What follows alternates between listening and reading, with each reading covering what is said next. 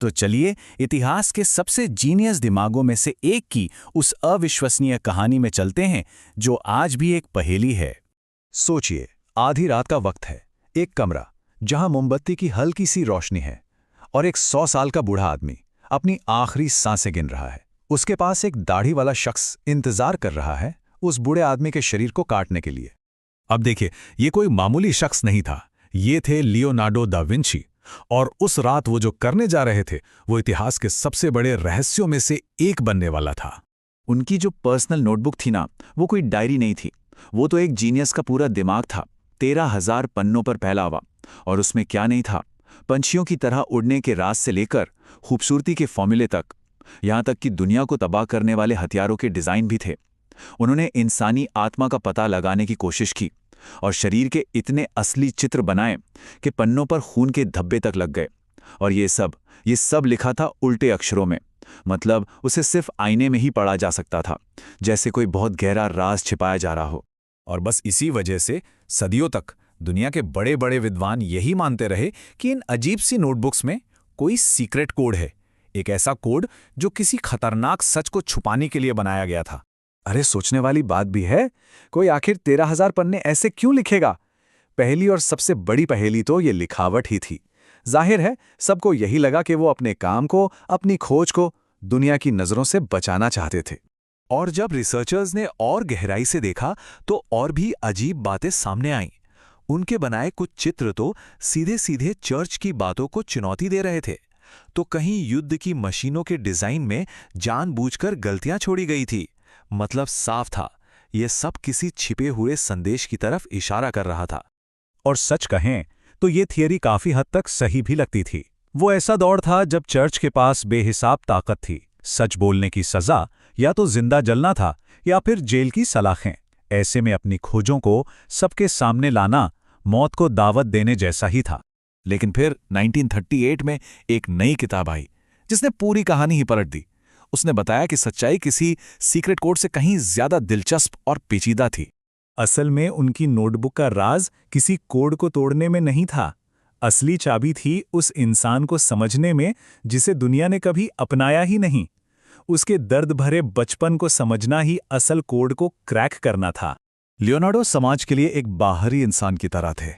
उन्हें कभी स्कूल जाने का मौका नहीं मिला, जायदाद में कोई हक नहीं था, यहां तक कि उनके माँ बाप ने भी उन्हें छोड़ दिया था। तो उन्होंने एक फैसला किया कि अगर दुनिया उन्हें कुछ नहीं सिखाएगी तो वो हर चीज को अपनी आंखों से देखकर खुद ही सीख लेंगे।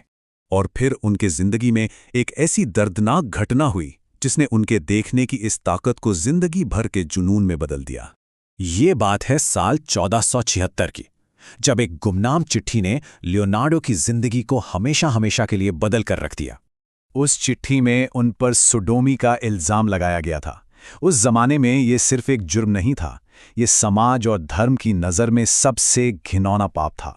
इसका मतलब था समाज से पूरी तरह बाहर कर दिया जाना, और सज़ा तड़पा तड़पा कर मारना या जिंदा जला देना। हालांकि बाद में ये आरोप हटा दिए गए, लेकिन इस सरेआम बेइज्जती ने उन्हें अंदर तक तोड़ दिया। वो 4 साल तक एक कमरे में बंद रहे, और इसी गहरे सदमे और अकेलेपन में उन्हें एक नया साथी मिला, उनकी नोटबुक्स। अब वो अपनी पूरी जिंदगी, अपना हर ख्याल इन्हीं पन्नों पर उतारने लगे थे। अब उनकी खोज सिर्फ दुनिया को देखने तक नहीं रही, वो असलियत की परतें उधेड़ना चाहते थे। और इसकी शुरुआत उन्होंने की इंसान के शरीर से। उन्होंने इंसान के दिमाग के जो चित्र बनाए वो इतने सटीक हैं कि आज के MRI स्कैन जैसे दिखते हैं। सोचिए जरा, ये उस टेक्नोलॉजी के आने से 500 साल पहले की बात है।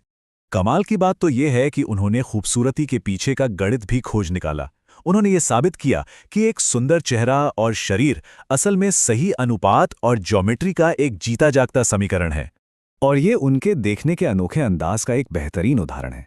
जहां हम सबको सिर्फ एक खूबसूरत नज़ारा दिखता है, वहीं लियोनार्डो को हवा में रोशनी कैसे बिखरती है उसकी पूरी फिजिक्स नजर आती थी।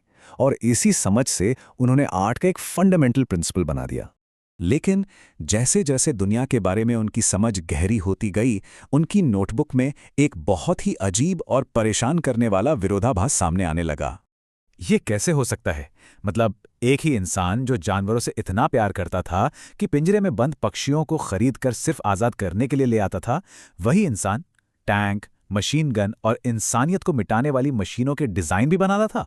और सबसे हैरान करने वाली बात तो ये है, इतनी कमाल की खोजों के बावजूद अपनी जिंदगी के आखिर में इस महान जीनियस ने खुद को एक फेलियर, एक नाकामयाब इंसान कहा।